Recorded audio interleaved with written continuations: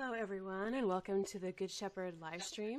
We are here today with the developers of Milanoir, Italo Games.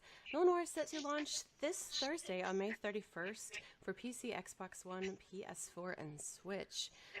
So I'm going to show you. Here are the guys on the camera. Wave and say hello. Hello. Hello.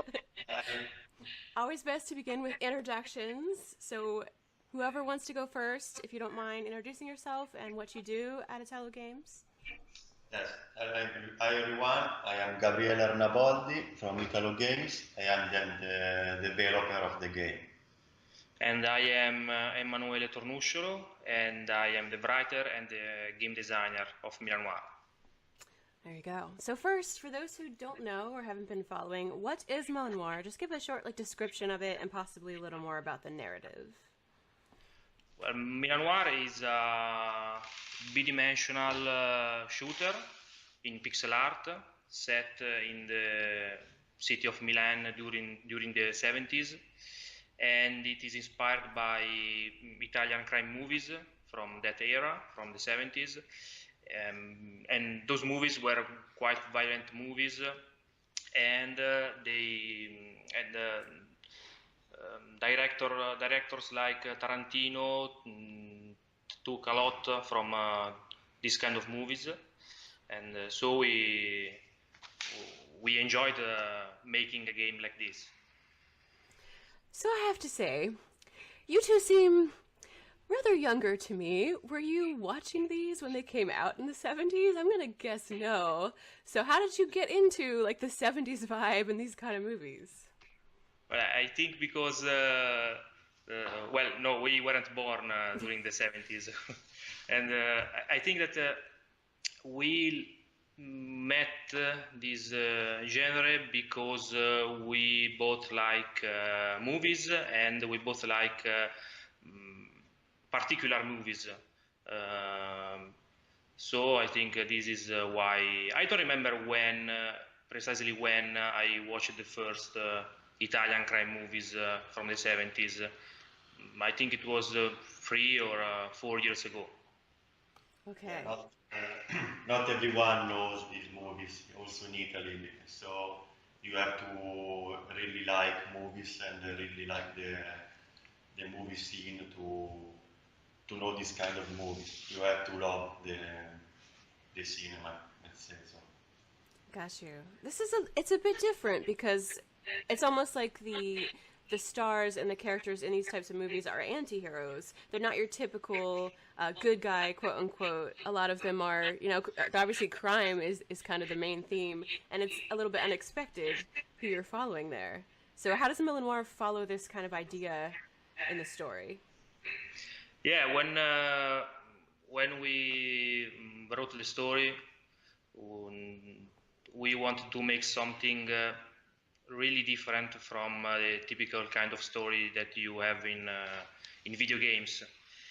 And usually in video games you have good characters and bad characters, and sometimes the main character seems a bad character, but then you just discover that he simply had a bad attitude, and then in the end he shows up as a good character. And we wanted to make something really different, and so there are no good characters in Milanoir. Every character is a bad guy. There are very few cops, and also those cops are not very yeah. And because we wanted to do something really different, and we took inspiration from those kind of movies, and in many of those movies the main character is a real bad character. Gotcha. So is this the first game for Italo Games? Yes, it is our first game. We both worked in the past on other titles, but not as Italo Games. So we were just working for other companies, not making our games. This is our first. Got Gotcha. So let's go back to your childhood then. I'm going to assume that you played a lot of video games. So what was your favorite and what did you play on? What was your platform of choice? Yeah, I played a lot when I was younger. When I had a lot of time to play video games. And I think that my very first game was a pinball game on Windows 95. And then my second game, which is one of my favorite game as today, was Full Throttle from LucasArts. And there are also a couple of references in Milanoir taken from Full Throttle, just like the title screen is the same with the guy, the main character Piero, driving his Vespa, and then the title aside him. And this is taken from the title screen from Full Throttle. And after that, I think my favorite, I played a lot of Nintendo games, a lot of Mario games. I had the Nintendo, the very first Nintendo, the Super Nintendo, the 64, and then the Wii. And I also liked a lot the Bethesda games, like Morrowind. I think Morrowind is one of my favorite title. And then Oblivion and Fallout. But I didn't have the chance to play the last Fallout. Not like Gabriele. Yeah, I played the last. It was good. Not the best one, but good. I started playing on the PC when I was very young, because I remember my dad bought a PC when I was 6, so it was the 1989. And I remember he brought the PC home and we set up it on the kitchen table, and I still remember the image of my first game, that was Pac-Man. It was very cool. Black and white screen, it was super cool. And then after that I remember playing all the classical game. I remember playing a lot Prince of Persia. Then came Wolfenstein 3D. Doom was my favorite game at the time. I remember playing all the games like Full Throttle, but it was Indiana Jones. I remember playing it a lot. Okay, Indiana Jones, wow. Yeah, Secret of Monkey Island. And then I started to play on the console. I was not very fan of Nintendo. I had every console, but only on the Sega side. So I had the Mega Drive, that it is the Genesis, I think, for you. And then I had the Sega Saturn, the Dreamcast, that I think it was one of the better console ever made. Shh, never say this! I remember also playing one of the best game on the Dreamcast. It was Shenmue. That it was a very cool game. It was very big for the time. It was very futuristic, let's say, on the mechanics, for the story. So a lot of mixed console and PC, and kind of back and forth for you then. Yes. What do you guys, I mean, being Italian, it seems like you would have a unique perspective on game development and maybe things that are out already.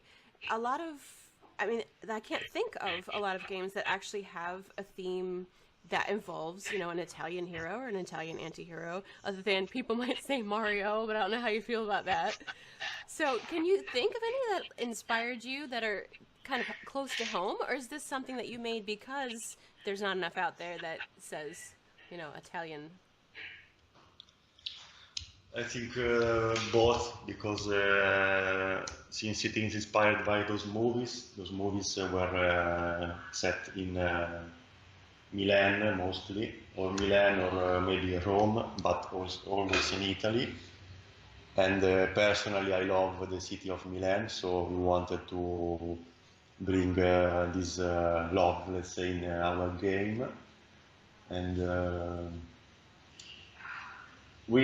I don't know if we wanted to do an Italian game, but all the things that converged in that direction. I see. Now, I understand these seven levels correspond to the real city of Milan. Are you going out to the areas and trying to match the aesthetic of them, or how does the correspondence work? You mean if we do some scouting around the city? Yes, yes. Yeah, sure. Research. See me air quoting. Research for the game. Yeah, sure. We went with our graphic artist in various locations to take photos, to look at the various details. We also discovered new places that we never saw before doing the game. So it was a very nice part of the development of the game. Yeah, the strange thing is that most of these places are real close to our office. Mm-hmm. And then I remember last year when, for example, we worked on a specific level and all the day, and then I went home. When I was going home, I passed through all these places, the same places that I was doing in the game in the same day. So it was quite strange because I saw the palaces and monuments, and then say, oh, okay, here is that. Here is where there is the boss fight at the end of the third level, for example, and something like that. So it was quite strange. Interesting. I feel that way about Fallout because I've gone to the cities and walked, the Freedom Trail and things like that. It's very neat when you see games that reflect actual places in real life. Cool. So how did you meet each other and decide to develop games together? We met during our last job. We were working in a company that makes card games for smartphone, mobile card games, and Gabriele was, of course, a developer, and I was a digital marketer. And then we had the chance to work side to side. And we met each other, and we knew better each other, and then we decided to leave the company and to make our own game. Gotcha. So how do you come up with inspiration for the names like Boss Lanzetta and some of the ones that you're using? Are they from movies, or you just like these names? Yeah, most of them are taken from real characters. Real characters in those movies. Like Lanzetta is the main character of a movie. I don't know the English name of the English translation of this movie, but in Italian is the boss, I think. Yeah, and so and also other characters like the main character Piero is inspired from the main character from another game, which is Almost Human. The English title is Almost Human, and the main character's name is Giulio Sacchi, so we changed it a little bit. And mainly they're taken from real characters, also real characters from those movies.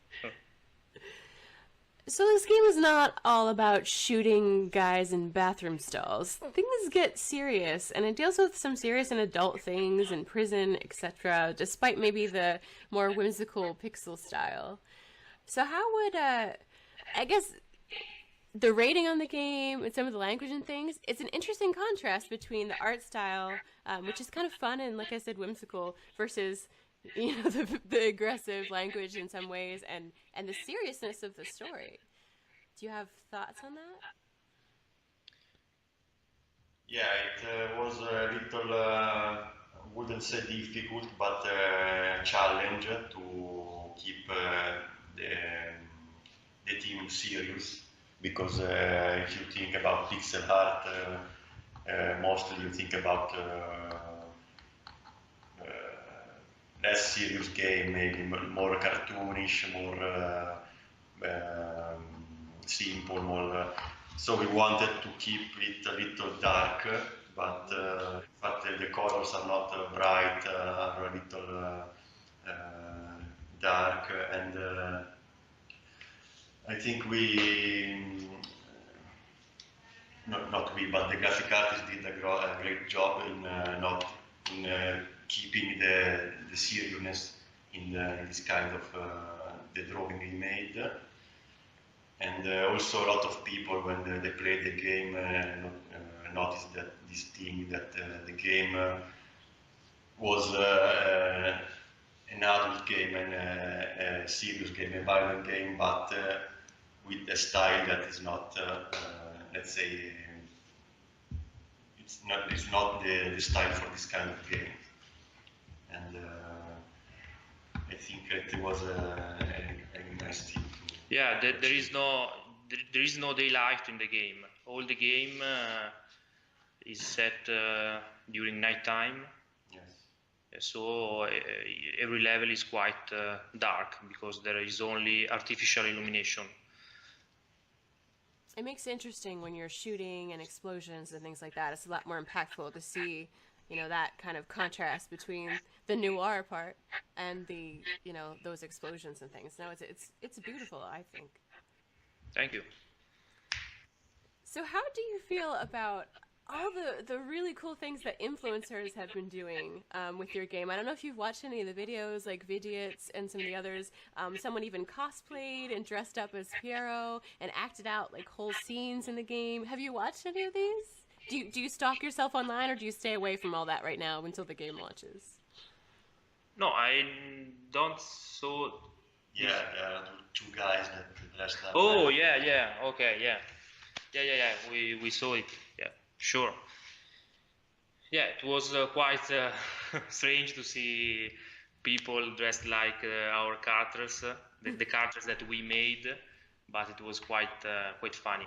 I really enjoyed that let's call it short web series, where the main character is dressed like Piero with fake, very fake mustache, and I like it very much. I'm playing some of the game footage behind me now while we're talking, so people can get an idea. It'll have your intro to the release date and also some footage courtesy of Cryptic Hybrid, who's one of the influencers we're talking about who played. It's just so people can see, so you know. Yeah. All right, so do you have any experiences you've learned from being a small studio, especially since this is kind of new for you guys? I see your space, and I think there's some other people in there hanging out too. Like, what is it like to be a small studio and have your own direction now? I think that there are some advantages and some disadvantages being a very small studio, because we are there is me, then there is Gabriele, and we are the team. Then we have some external collaborators like the graphic artist and the audio guys, but the main team are me and Gabriele. And one of the disadvantages, it's that there is a lot to work, a lot of work to do, and there are very few people to do this work, and so each one had to take care of something that I don't know. For example, I had to take care of the very first events that we made, and the PR and communication and something like that. So in the very first beginning, I didn't thought about caring about this stuff. But on the other side, to me, one of the biggest advantages is that you don't have to justify your choices to anyone except then me or Gabriele. So if you wanted to change something, we were free to do that. Yeah, the coolest part is the freedom we have in the development. So we put everything we wanted inside the game without having anybody that can say, no, this thing is not okay. And this was the coolest thing in having a small studio. Gotcha. One thing we learned is that even if you are a small studio, you have to spend a lot of time and also a lot of money to achieve a good result and product a game. And we had the luck of having an investor, but we learned that without a good support, it's very difficult. Also without the support of a good publisher, because doing all alone is very difficult to. So how did you meet Good Shepherd? We met Good Shepherd. Well, we first emailed Devolver. Because at the time we didn't know Good Shepherd, and we sent him our game, and they liked Milanoir, but so they said us that they liked the game, but their lineup for 2017 was full at the time, because at the time we thought that we will be in release the game by the end of 2017. Okay. And so they said our lineup is full, but your game is very good. So if you want, we can send it to this publisher, Good Shepherd, and then we say yes, of course, and that's it. Excellent. Devolver, full of good people. As I'm wearing one of their shirts right now. Anyway, let's see. So has anything changed other than the release date they're talking about from the original plan and the vision, the design of the game? Yes, something about the gameplay mainly, because at the beginning we wanted to keep every level playable both in stealth mode and in action mode. So if you wanted to finish a level without killing anybody or using only stealth, it was possible. But then we realized that it was a lot of work, and basically 99% of the people doesn't care about it. They just started shooting at everybody without using the stealth mechanics. So we discarded it and kept it more linear. So this was one of the biggest change during the development. Also, there was a mechanic in the story part where you had basically two choices that reflected a little variation on the gameplay, but also we saw that the work to do this kind of things was a lot bigger than the change in the actual gameplay. So for us, we were a little behind the schedule, so we had to cut some corners at the time. Okay. What about anything that's neat in the game, that's important, but maybe nobody realizes that it's there? And you were talking about already some of the games that inspired you, some of the intro for the game, etc. Are there other things like that you would like anyone to kind of pay attention to? I think that one of the most important thing and underrated thing among small indie studios is that if this is your first game, maybe you should choose. You should make a small game. Not. I see a lot of small teams that starts making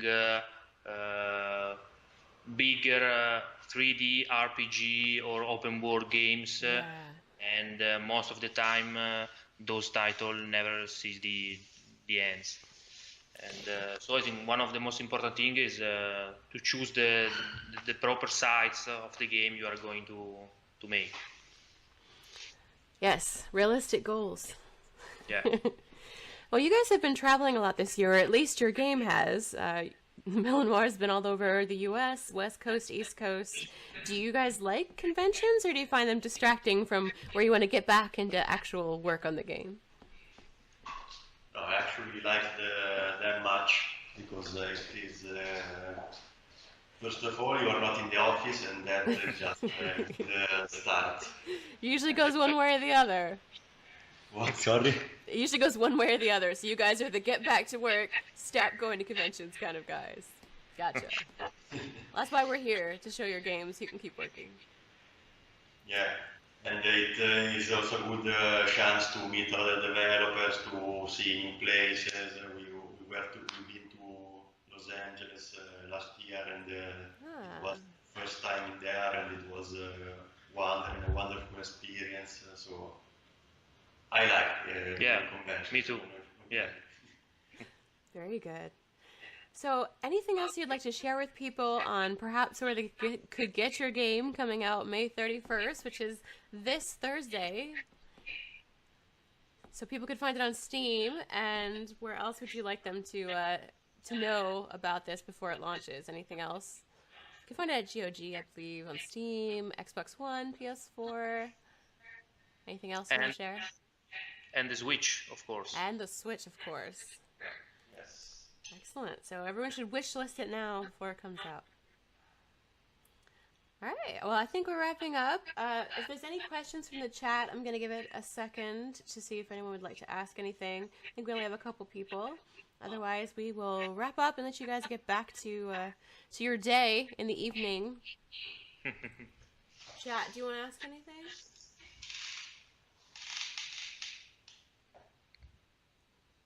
All right, they're just cheering for Full Throttle. That's and the other games that inspired you. That's what I see. All right, well, thank you guys, and good luck to you coming up for your exciting launch. And I'm sure we'll be hearing from you more soon. Thank you. Thanks to you.